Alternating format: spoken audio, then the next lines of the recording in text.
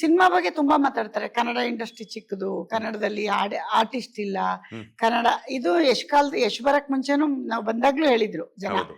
ನಾನು ಇಂಡಸ್ಟ್ರಿಗೆ ಬಂದಾಗ ನಮ್ಮ ಯಶುನು ಸೀರಿಯಲ್ ಮಾಡ್ಬೇಕಾದ್ರೆಲ್ಲ ನಮ್ಮ ಸರ್ಕಲ್ ಅಲ್ಲಿ ನನಗೆ ಕೂತ್ಕೊಂಡಾಗ ಮಾತಾಡ್ತಿದ್ದು ವಿಷಯ ಏನಂದ್ರೆ, ಒಂದ್ ಹಾಡ್ ಕೇಳ್ತಿರ್ತೀವಿ ಅನ್ಕೊಳ್ಳಿ, ಯಾವ್ದೋ ನಮ್ ಪುನೀತ್ ಯಾರೋ ಒಳ್ಳೆ ಆರ್ಟಿಸ್ಟ್ ಹಾಡಿರ್ತಾರೆ ಅಂದ್ರೆ ಇದ್ರಲ್ಲಿ ಮ್ಯೂಸಿಕ್ ನಮ್ ತೆಲುಗುದು. ಹ್ಮ್.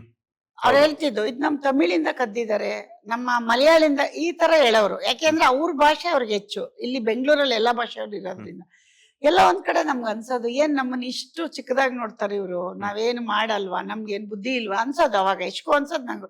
ಅದು ಯಶ್ಗೆ ಅಂದಿರೋದ್ ನಂಗೆ ಗೊತ್ತಿಲ್ಲ, ನನಗ್ ಲೇಡೀಸ್ ಅಂದಿರೋದ್ ನಂಗೆ ನೆನಪಿರೋದು.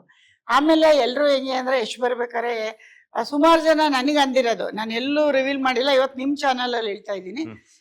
ಏ ಇವನ್ ಎಲ್ಲಿಂದ ಬಂದವನ್ರಿ ನಿಮ್ ಮಗ, ಏನ್ ಬಾರಿ ಏನ್ರಿ ಸಿನಿಮಾ ಫೀಲ್ಡ್ ಅಲ್ಲಿ ನಿಲ್ತಾನೇನ್ರಿ, ನನಗೆ ಹೇಳ್ತಾ ಇದ್ದು ಡೈರೆಕ್ಟ್. ಅವಾಗ ನಾನು ಹೇಳ್ತಿದ್ದೆ, ಅಯ್ಯೋ ನಿಲ್ದಿದ್ರೆ ವಾಪಸ್ ಹೋಗ್ತೀವಿ ಬಿಡ್ರಿ, ಯಾಕೆ ತಲೆ ಕೆಡ್ಸ್ಕೊತೀರಾ ಅಂತ ಅಷ್ಟೇ ಹೇಳ್ತಾ ಇದ್ದೆ.